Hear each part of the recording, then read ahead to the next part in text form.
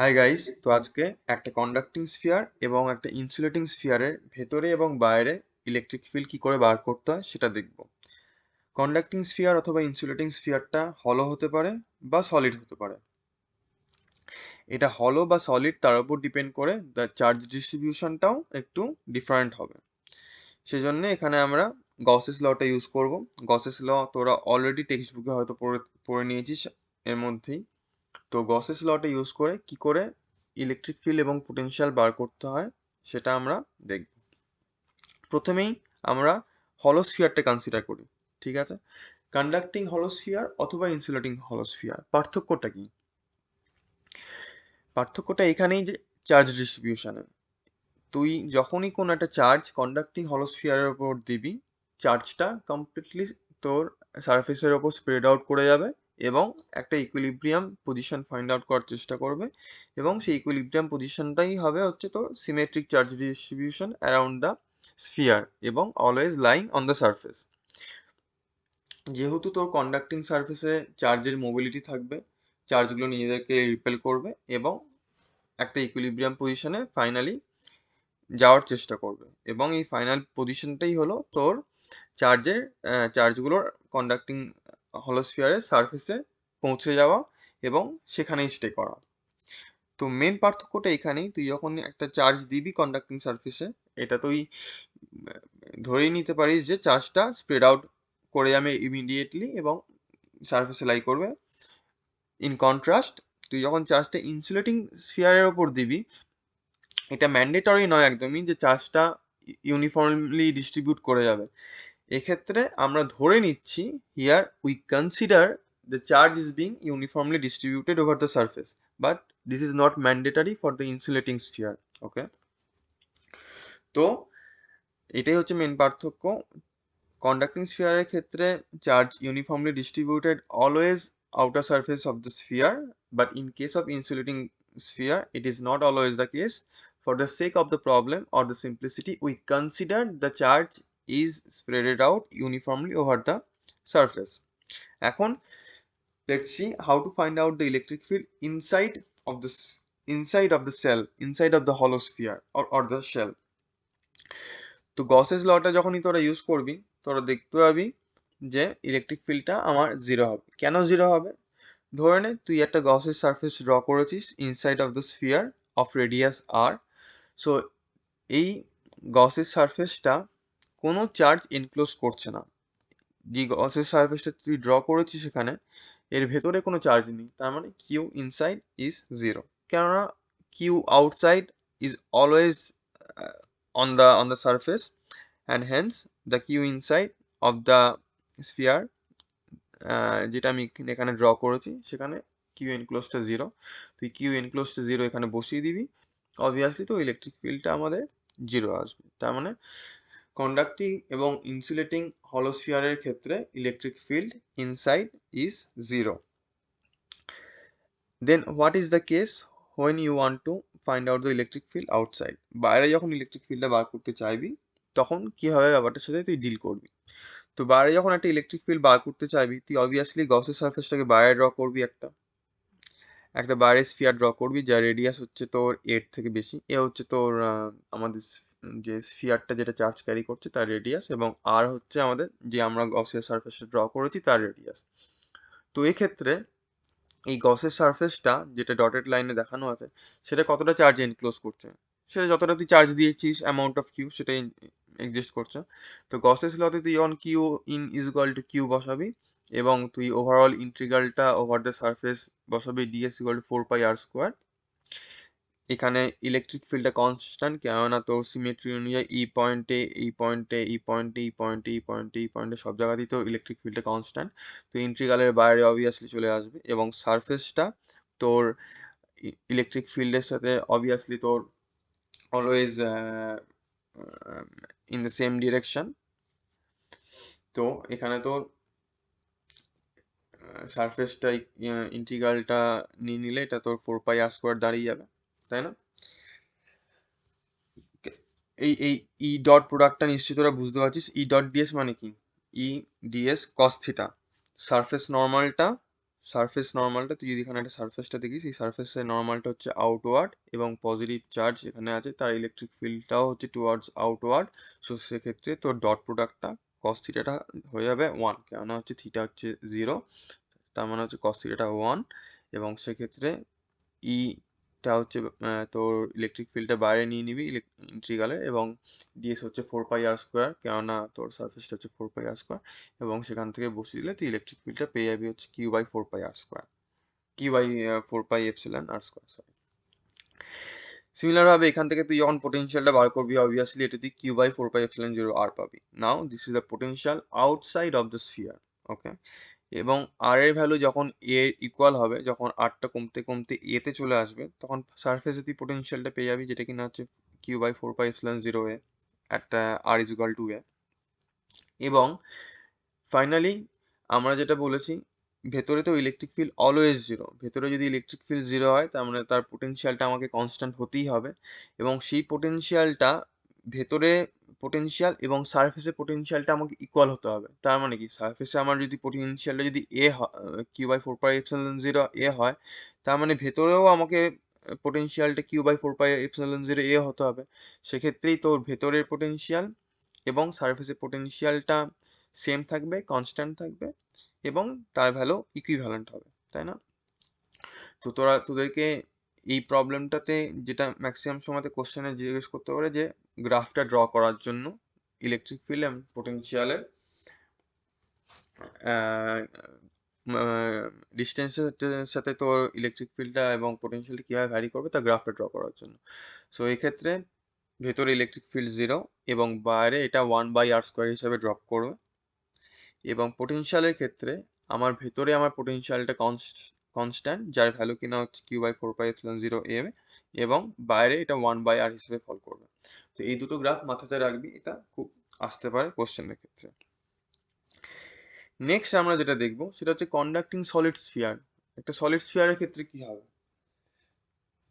Again conducting solid sphere অথবা হলো sphere doesn't matter, তুই যেখানেই চার্জ দিবি না কেন, চার্জটা সবসময় তোর আউটার সারফেসে গিয়েই লাই করবে। তো চার্জটা দিলেই সঙ্গে সঙ্গে ওরা নিজেদের মধ্যে রিপেল করা শুরু করবে এবং ইকুইলিব্রিয়াম পজিশনটা ফাইন্ড আউট করার চেষ্টা করবে, এবং ইমিডিয়েটলি ওটা তোর সারফেসে গিয়ে পৌঁছে যাবে, ভেতরে কোনো চার্জ থাকবেই না। কন্ডাক্টিং সলিড স্ফিয়ারে এটা হচ্ছে না, তুই যতই ভেতরে তুই চার্জ দেওয়ার চেষ্টা করিস, ভেতরে চার্জ দিতে পারবি না, সবসময় এটা আউটার সারফেসে চলে আসবে সবসময়, এবং ওখানেই স্টে করবে। তো সেক্ষেত্রে তুই যদি আবার একটা গসের সারফেস ড্র করিস এখানে, সেক্ষেত্রে কিউ এনক্লোজটা তুই ভাবি হচ্ছে =0, কারণ অবভিয়াসলি ভেতরে কোনো চার্জ নেই। এবং সেক্ষেত্রে সিমিলার ওয়েতে তুই for R less than a তুই ইলেকট্রিক ফিল্ডে 0, কেননা কোনো চার্জ এনক্লোজ করছে না, Q=0 বসাবি, এখান থেকে সিমিলার ওয়েতে ইলেকট্রিক ফিল্ডে তুই 0 পেয়ে যাবি।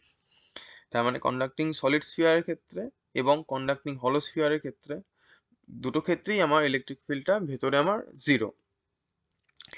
নেক্সট, যদি কন্ডাক্টিং স্ফিয়ার যদি আমাদের থেকে থাকে, তার ক্ষেত্রে আমি এবার বাইরে আমি দেখি আমি কত ইলেকট্রিক ফিল্ডটা আমাকে কতটা দাঁড়াবে। তো আমি যখনই বাইরে করতে বলবে, যখনই আমি একটা বাইরে একটা গাউসের সারফেস ড্র করব অফ রেডিয়াস r, এবং এখানে তুই গাউসের ল লাগাবি। এখানে কি গাউসের লতে তুই কি দেখবি, Q enclosed by the surface of গাউসের surface is Q, so out electric field outside হয়ে যাবে Q/4πε0r², as simple as that.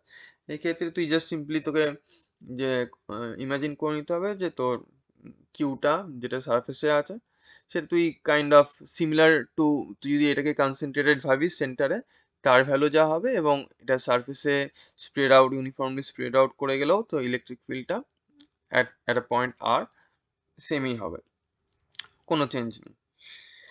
Next, পোটেনশিয়ালটা কি সেক্ষেত্রে, এটা হচ্ছে ইন্টারেস্টিং। পোটেনশিয়ালটা তুই যদি এখান থেকে বার করিস, আমার কাছে already outside of the solid sphere, conducting solid sphere, পোটেনশিয়ালটা আমার কাছে ইলেকট্রিক ফিল্ডটা আমরা পেয়ে গেছি গাউসের ল ইউজ করে Q/4πε0r², সেখান থেকে তুই পোটেনশিয়ালটা অবভিয়াসলি পাবি Q/4πε0r, এবং সারফেসে কি দাঁড়াবে Q/4πε0a। Now again electric field inside the conducting solid sphere is 0, তো তার মানে ভেতরে আমার পোটেনশিয়ালটাকে কনস্ট্যান্ট হতে হবে, এবং সেই পোটেনশিয়াল যে কনস্ট্যান্ট ভ্যালুটা সেটাকে ইকুয়াল হতে হবে আমার সারফেসের সাথে। সেক্ষেত্রে তুই অবভিয়াসলি আমার সারফেসে যেহেতু পোটেনশিয়ালটা 4πε0 আমাকে আমার যদি কন্ডিশনটা ম্যাচ করাতে হয়, ভেতরেও আমার পোটেনশিয়ালটা Q/4πε0 হতে হবে। তো তার মানে পোটেনশিয়ালটা ভেতরে আমার Q/4πε0 and the graph will be like this. তুই এটা দেখতে পাচ্ছিস, কন্ডাক্টিং সলিড স্ফিয়ার হোক বা কন্ডাক্টিং হলো স্ফিয়ার হোক, দুটো ক্ষেত্রেই কিন্তু আমার প্যাটার্নটা সেম। কেননা চার্জ আমার কন্ডাক্টিং স্ফিয়ারে সবসময় আউটার সারফেসেই থাকবে, ভেতরে ঢুকতে পারবে না। সেক্ষেত্রে ভেতরে তুই যখনই গসের সারফেস ড্র করবি, ইলেকট্রিক ফিল্ড 0 পাবি, এবং সেই অনুযায়ী তোর আমার পোটেনশিয়ালটা সবসময় কনস্ট্যান্টই পাবি সেখানে। এখন ইন্টারেস্টিং ফ্যাক্টরটা হচ্ছে আমার ইনসুলেটিং সলিড স্ফিয়ারের ক্ষেত্রে কী হবে। এইটা একটু ডিফিকাল্ট না, বাট তোকে চার্জ ডিস্ট্রিবিউশনটা এখানে তোকে কনসিডার করতেই হবে। কেননা ইনসুলেটিং সলিড স্ফিয়ারের মধ্যে যখন তুই একটা চার্জ কিউ দিবি, সেটা তুই এক্ষেত্রে আমরা ধরে নেবো পুরো ভলিউমে ইউনিফর্মলি ডিস্ট্রিবিউটেড আছে। এই যে কিউ চার্জটা আমি যেটা দিয়েছি, এটা পুরো স্ফিয়ারটার মধ্যে ইউনিফর্মলি ডিস্ট্রিবিউটেড আছে। এখন তোরা সিম্পলি জানতে চাইবি তাহলে এই যে আর যে সারফেসটা আমি ড্র করেছি গসের সারফেসের ক্ষেত্রে, এই ভলিউমের মধ্যে আমার কতটা চার্জ আছে। সিম্পলি মেথড লাগাবি, 4 পাই 4/3 পাই a কিউব ভলিউমে আমার যদি কিউ চার্জ থাকে, তাহলে 4/3 পাই r কিউব ভলিউমে, তার মানে এই আর ডিস্টেন্সওয়ালা যে স্ফিয়ারটা তার ভলিউমে কতটা চার্জ থাকবে, সেটাই হচ্ছে এনক্লোজড চার্জ বা ইনসাইড চার্জ অফ দ্য গসের সারফেস। তো এখান থেকে তুই পেয়ে যাবি যতটা সারফেস গসের সারফেসটা আর রেডিয়াসের গসের সারফেসটা চার্জ যতটা ক্যাপচার করে আছে, সেটা হচ্ছে Q/4 r³ সেক্ষেত্রে এই ভ্যালুটা তুই যদি এখানে বসিয়ে দিস এবং ক্লোজ ইন্টিগ্রাল অফ ds যখন 4πr² নিয়ে নিবি, অবভিয়াসলি তোর ইলেকট্রিক ফিল্ড পেয়ে যাবি হচ্ছে Q/4πε0 r/a³। বুঝতে পেরেছিস? কেননা এক্ষেত্রে তোকে কনসিডার করতে হবে আর রেডিয়াসের যে ভলিউমটা তুই কনসিডার করেছিস তার মধ্যে কতটা চার্জ আছে।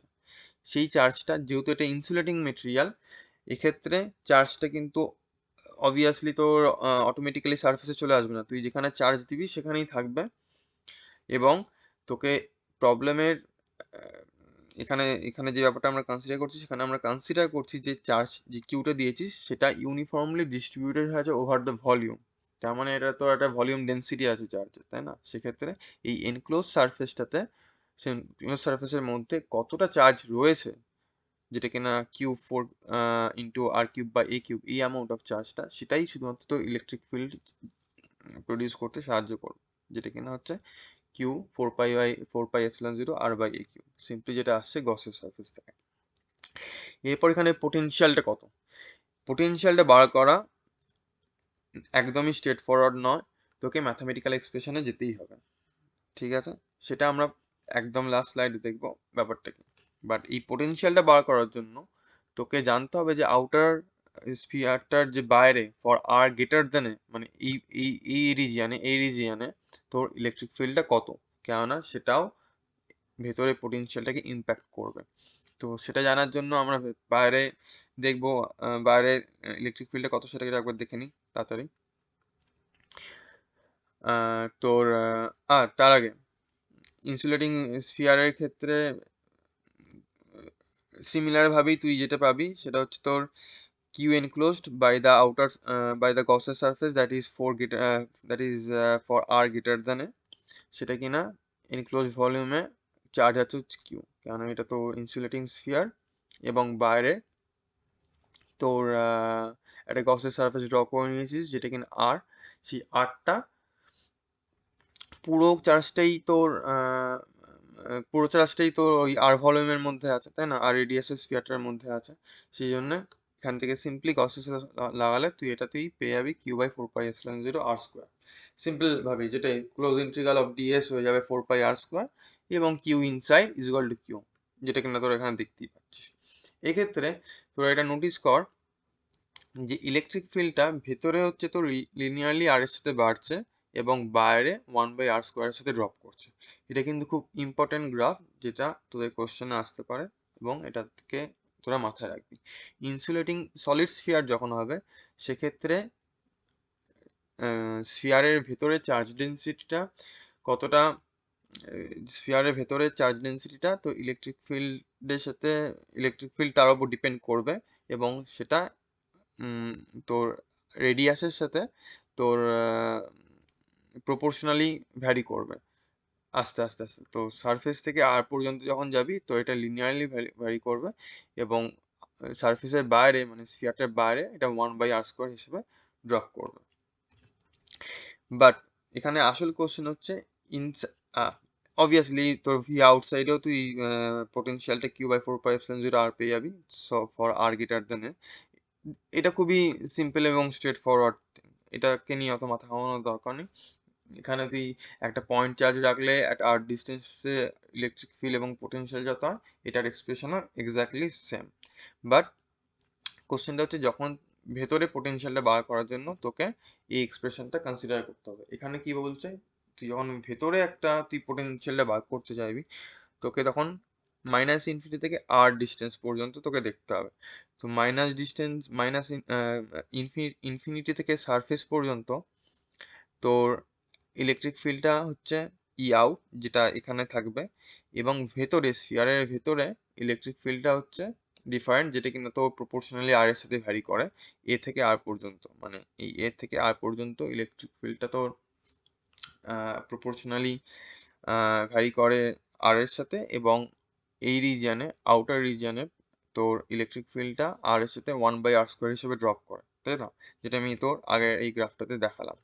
সেই ইলেকট্রিক ফিল্ডের ভ্যালু দুটো তোকে এখানে বসাতে হবে এবং সেখান থেকে তোকে পোটেনশিয়ালটা ডিরাইভ করতে হবে।